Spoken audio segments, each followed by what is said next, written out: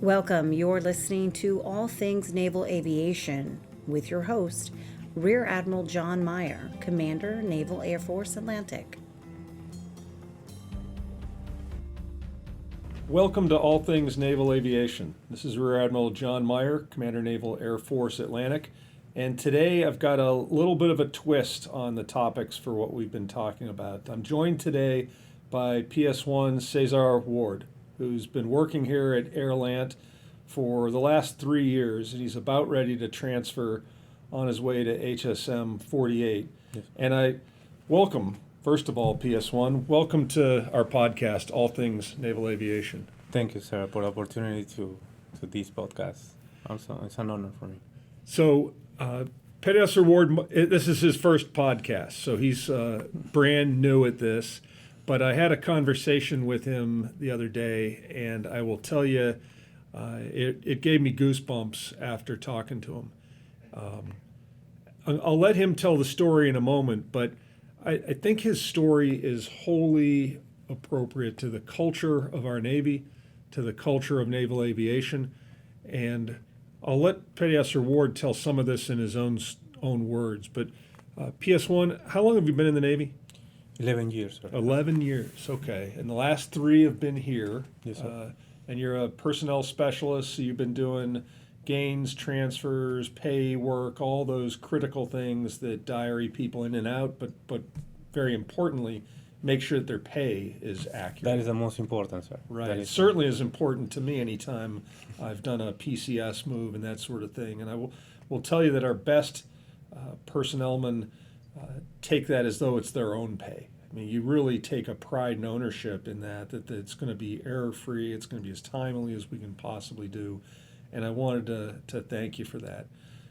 Well, that is very impressive. What's especially impressive talking to you is basically how you joined the Navy and how you came to be in the Navy. Can you tell me where you're from? I'm from Peru, sir. Okay. Callao, Peru. Okay, where is that in Peru? This is a city next to the capital. It's the port. Okay. The main port in Peru, Callao. Okay. And now you're a little bit older than most sailors too, aren't you? Exactly. I joined late. Yeah, okay. I joined when I was 30. Right. So you were 30 years old when you joined the Navy. 30 years and 8 months. Okay. When I joined the Navy. So tell me about that process of how a young man in Peru decides that he wants to join the United States Navy. It's more than that. Basically, how you say, I immigrated here to state in October 2006. I left behind all my life. I'm a lawyer over there. So and that's impressive to me. So not just a 30-year-old coming to the U.S., but a 30-year-old lawyer in Peru who decides that you want to come to the U.S. and join the Navy. Start from zero, basically, because the law system is different in both countries. So basically, I knew that I supposed to start from zero. When I came here, I was 27 years old. So a bunch of stuff happened in the beginning. Was rough. The reason that I came here was personal reasons. The person who I get married brought me here, but then when I came here, she got pregnant for another guy. But I took the decision to stay here because I know God put me here for some reason. And I say I always think in my mind, my dad.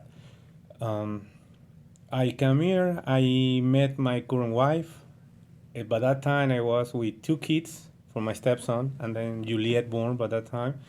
And I say, I need to do something different.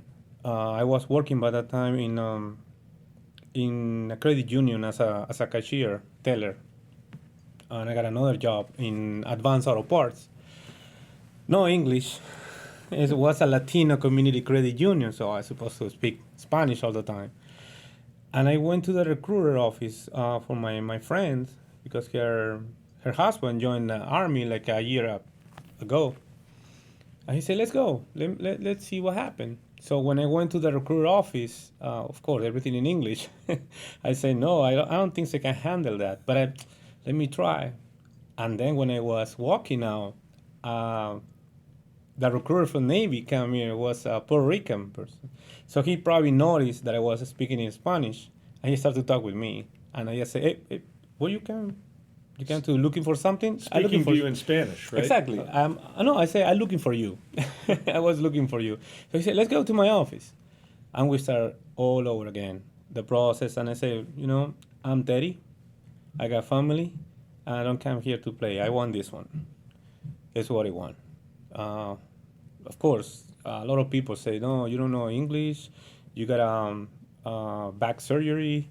So you don't able to do that. I say, no, this is my goal. But you were driven, and in this process, you taught yourself how to speak English as well. Exactly. How I talk to you, sir, God again, in my RDC from Mexico. As soon he looked at me the first day, when the RDC yelling to you, he noticed that I was in another planet. He asked me, where you from? Oh, he called me to the office. How old are you? I'm 30. Where you from? Peru. So you speak Spanish? Yes. If you help me, I'm going to help you. I said, of course. So basically, he told me everything that we're supposed to do one day before in order to perform everything. So it was so blessed. Well, that's fantastic. That's great news to hear, because I've got a son who's finishing up his time up in Great Lakes right now. And my wife and I are very, very proud of his desire to serve and his passion. And it's great to hear this firsthand from you. Now, you have taken full advantage of what the Navy's had to offer as well, right? You've been going to college all along the way, so you came into the Navy a little bit older than some, but mature, driven, focused on what you wanted, with a degree already, but that didn't stop you. And you've been going to college, right? Oh, that is the goal. When I have a goal, and also everything that happened with me before that, yes, was my dream. The first goal was be in the Navy for 4 years and take advantage, how you say, sir, get my degree.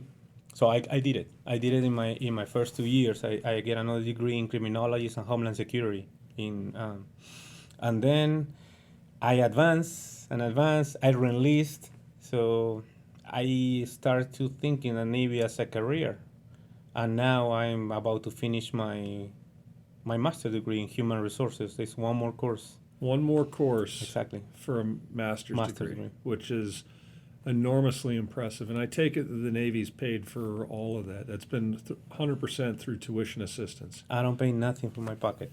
That's unbelievably incredible. And I certainly am well aware of tuition assistance, but it sounds like you've been taking every credit that you can, or maximizing that out really darn near since you got in the Navy. Exactly. So I took advantage for tuition assistant. When I finished with my tuition assistant, I applied for FAFSA, the government help. So my goal was finished. I never stopped.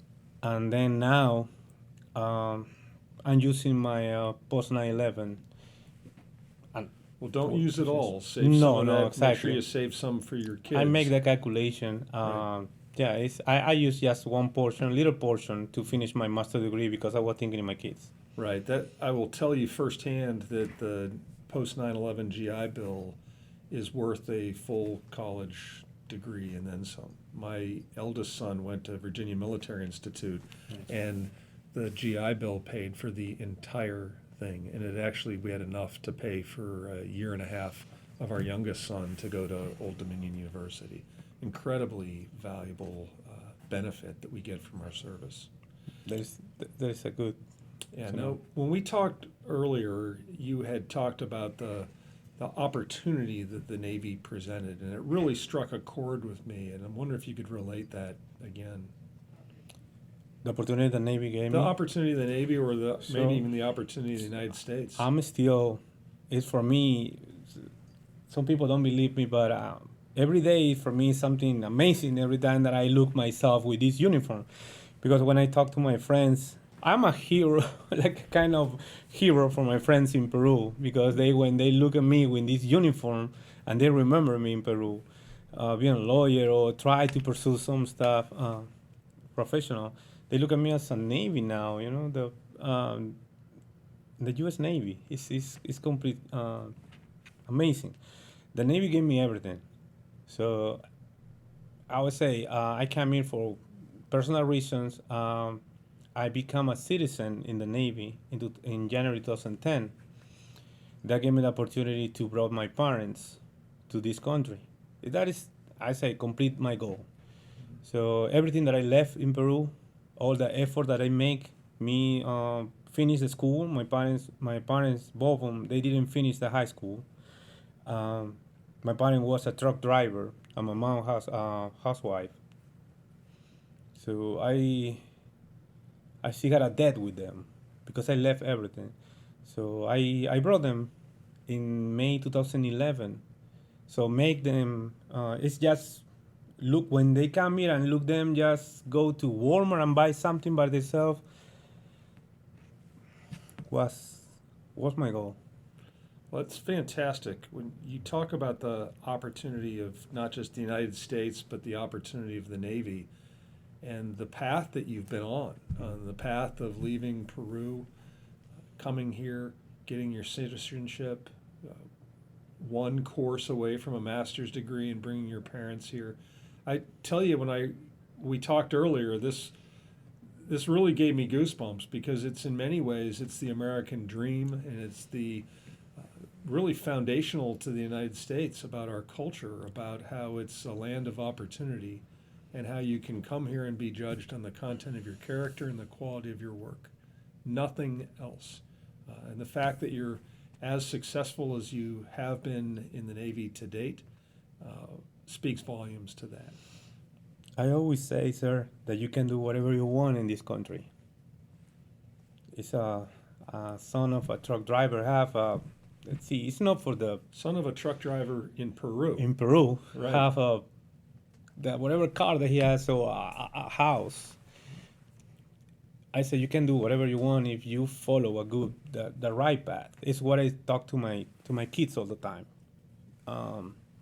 Sometimes they make me funny for my accent and everything, but I show, hey, look, Daddy don't speak good English, but look the great. So you have to. That's why they look at me and see, I want to do like you. And also I got the opportunity to talk to some junior sailors. I say, hey, look, if I can do it, you're born here. You don't know how blessed you are to born in this country. I don't recommend you, if you got opportunity to go to vacation, don't go first to Caribbean or those places. Go to South America and look our reality, and you're gonna see how blessed you are, and also to wear this uniform and take the opportunity. Just study. Don't sit down and just eat 1, eat 2, eat 3, chief. Study, but this is the most important. Well, that focus on your kids, no doubt, is going to pay huge dividends.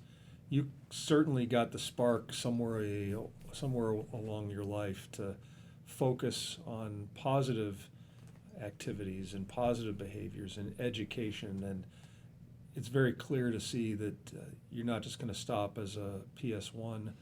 I'm confident you're going to be a chief petty officer here in My first goals. a very short order. I will tell you that the real issue that caught my attention when we talked, and the fact that you're so positive and upbeat about our nation, was a great reminder to me, and I would argue to all of us, as we've come through a very difficult year. Our nation has seen some of the unrest in our cities, a very divisive political campaign, and the impact that COVID has had on people's lives, on our economy, on the economy of the world. And it's good from time to time to talk to folks to kind of snap us into calibration and remind us that the United States continues to be the greatest nation in the world and the nation of opportunity that is ultimately colorblind and acknowledges people on their performance and the work that they do and their character. And I think you embody all of that. Lastly, I would like to say that for the audience that's listening to this, our podcast is called All Things Naval Aviation. And what we're talking about today, aside from the fact that you work at Airlant and you're going to work at HSM 78? 48. 48 next. is not very aviation specific, unless you realize that the most precious assets that we have in naval aviation are not the aircraft, and it's not the aircraft carriers, it's the people. It's the people like PS1 Ward. Really proud to have served with you. I wish you and your family all the best as you transfer and head down to Jacksonville, I think, right? Yes, sir. Yeah, fantastic. Well, unfortunately, we only got you here for, I think, another week or two Exactly. before you head south. But again, thank you for your service. Thank you for your incredibly positive message. It's truly inspirational. Thank you for the opportunity, sir. It was an honor to talk with you. If somebody can take this experience, it's a goal. So just do it. You can do whatever you want. I love that. That's all for All Things Naval Aviation. Oscar out.